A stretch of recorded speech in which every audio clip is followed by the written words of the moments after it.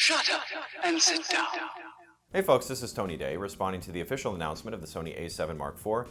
The questions I usually get when a new camera is announced is whether someone should switch over to something else, like a new brand, or if the new camera will make older models that they might have irrelevant. With the a7 IV, I think what we have is a camera that's purpose-built for a target market that's going to fit really well with that market. That market being general photographers and video shooters who need a balance of the two feature sets. But other more specialized use cases like only video might need a more specialized only video kind of camera. Now, I'm not going to go over all of the specifications of the camera. There are many videos already released with that kind of information, and the spec sheet is available from Sony and other websites like B&H. I will talk about some of the highlights though and give some thoughts, specifically in regards to video and similar cameras from Sony, but I'm not going to go over all of the details for something like the photography capabilities, since this is a channel mainly focused for video. The a7 IV has a 33 megapixel sensor. It can shoot internal 10-bit 422xAVCS codecs that we're used to in cameras like the a7S3 and the fx3. It has a similar level of high image quality, dynamic range, battery type and life, handling, in-body stabilization, including active stabilization, and similar features that directly preceding cameras had, such as cinetone. Only this time there's some added bells and whistles like focus mapping, bird autofocus, and things like that. I will talk about what I think, though, is the most important added feature for video in this camera, which is focus breathing lens corrections, and we'll talk about that later on. But the first thing I will address here will be the higher megapixel sensor. For photos, obviously this is going to be a benefit compared to the a7S3 and fx3, but how is it going to help with video?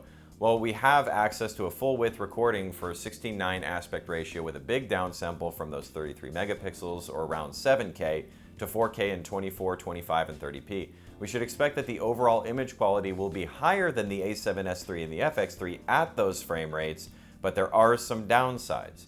Now, the readout from the sensor is measurably slower for video, and that means you're going to have a slower rolling shutter, which will be worse than the a7S3 and the fx3, which are both outstanding in that regard.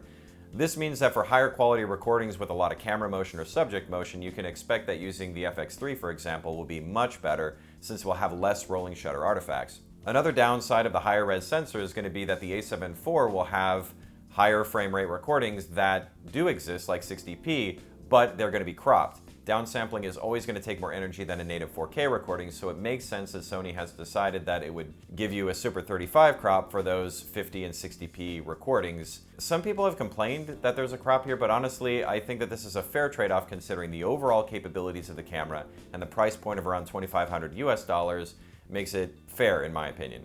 Most video shooters I expect will be shooting in 24, 25, or 30p for the bulk of a project anyways, so I'm sure that 60p and Super 35 is going to be sufficient for most people that this camera is targeted at. Compared to the Canon EOS R6, a direct competitor, the image quality of the a7 IV will likely be higher for photography and video considering the resolution is much higher, and I can't imagine the rolling shutter in video is going to be any worse than the EOS R6, which is measured at over 30 milliseconds in 25p full width.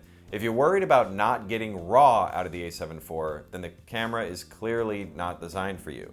Also, when we compare to the Canon EOS R series again, the a7 IV is not exhibiting heavy overheating problems that the Canon EOS R5, for example, had on release.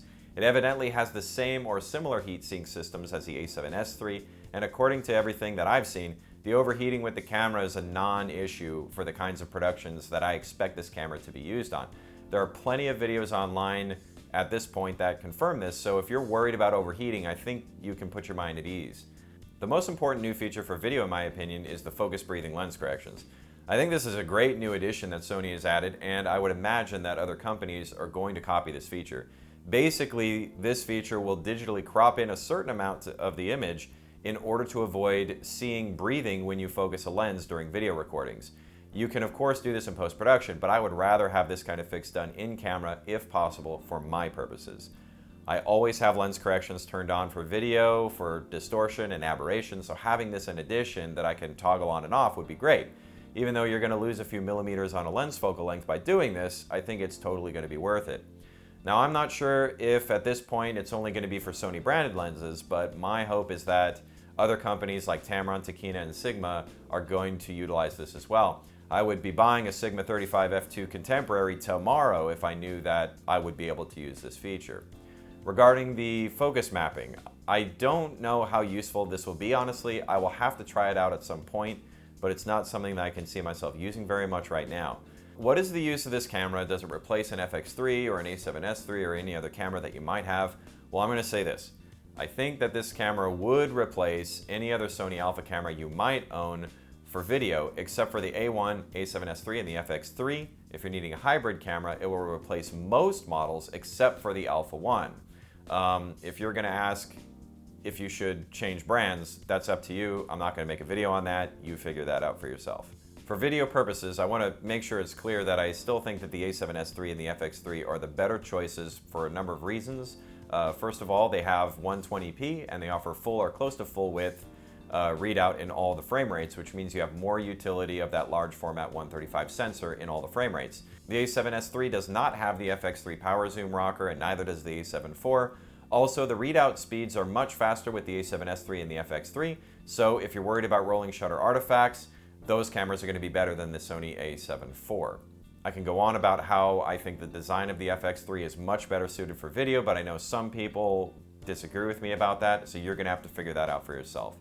If you already own an Alpha 1, a7S3, or FX3, or even an FX6, I think this camera would be a great accompaniment to those cameras because it can work really well for interviews or those kinds of products, and I do interviews and multi-camera setups all the time, so it would be a really great thing for me to have. Last thing I'm going to say here is that I expect that with the release of this camera and the new features that Sony is going to provide a firmware update to at least update their current line of higher end cameras to implement features that we see in the a7 IV, specifically the lens breathing correction and things like that.